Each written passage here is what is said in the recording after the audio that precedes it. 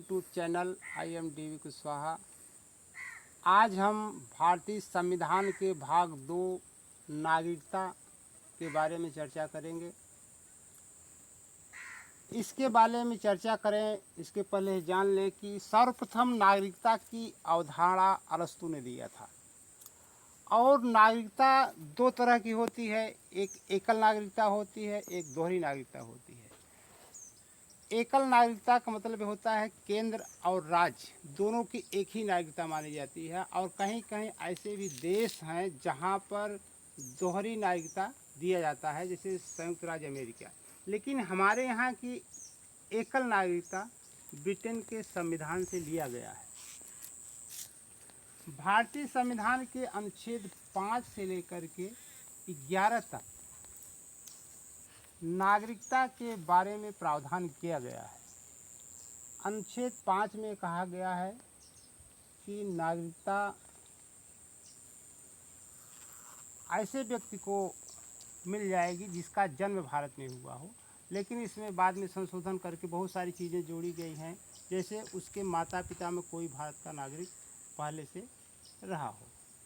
अनुच्छेद 6 में पाकिस्तान से आए हुए लोगों की नागरिकता प्रदान की गई है, तथा अनुच्छेद 7 में जो भारत से पाकिस्तान चले गए थे और किसी कारण पर फिर वापस आ गए, ऐसे लोगों की नागरिकता दी गई है। इसके बाद सबसे महत्वपूर्ण अनुच्छेद है अनुच्छेद 11, जहां संसद को नागरिकता से संबंधित कानून बनाने का प्रावधान किया गया है। इसी अनुच्छेद के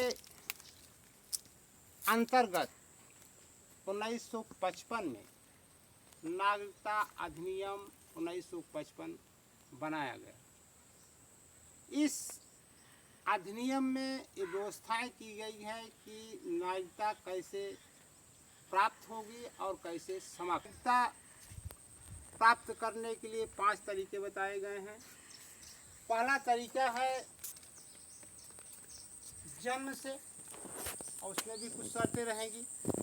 दूसरा तरीका है वंश के आधार पर नागरिकता प्रदान की जाएगी, जिसके पिता, इसके दादा जो रह रहा है भारत में, तो वंशानुक्रम के आधार पर भी नागरिकता प्रदान की जाएगी। तीसरा है पंजीकरण के माध्यम से। पंजीकरण का मतलब होता है अगर दूसरे देश का कोई महिला या पुरुष भारत में विवाह होता है तो ऐसी स्थिति में पंजीकरण के माध्यम से भी नागरिकता प्रदान की जाती है। चौथा है देशीकरण या प्राकृतिकरण। देशीकरण का मतलब है कि भारत में अगर वह लंबे समय से रह रहा है, 10 वर्ष से रह रहा है, और भारतीय अनुसूची के 8 में जो 22 भाषाएं किसी एक भाषा का वह जानकार हो गया है, तो ऐसी स्थिति में भी नागरिकता दी जाती है। पांचवा सबसे महत्वपूर्ण है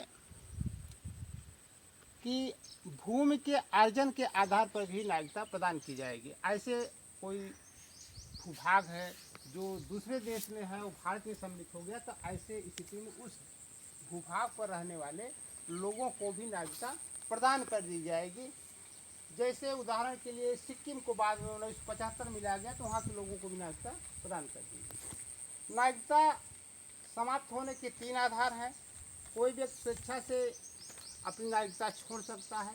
दूसरा, दूसरे देश की नागरिकता ग्रहण करने के बाद इस देश की नागरिकता समाप्त हो जाएगी। तीसरा है वंचित के आधार पर। अगर कोई ऐसा कृत्य करता है जो देशद्रोह के श्रेणी में आता है,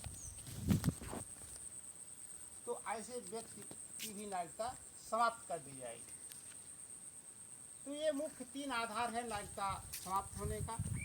और इसमें अगर हम एनालिसिस करें तो मुख्य 2-3 प्रश्न हैं कि नागरिकता किस भाग में है, तो भाग 2। संसद को किस अनुच्छेद के अंतर्गत नियम बनाने की शक्ति प्राप्त है, तो अनुच्छेद 11। और पहली बार नागरिकता अधिनियम कब पारित किया गया, 1955। वही 1955 जिस समय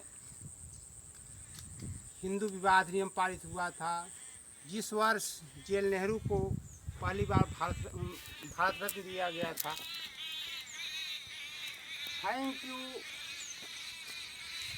वॉचिंग फॉर दिस वीडियो।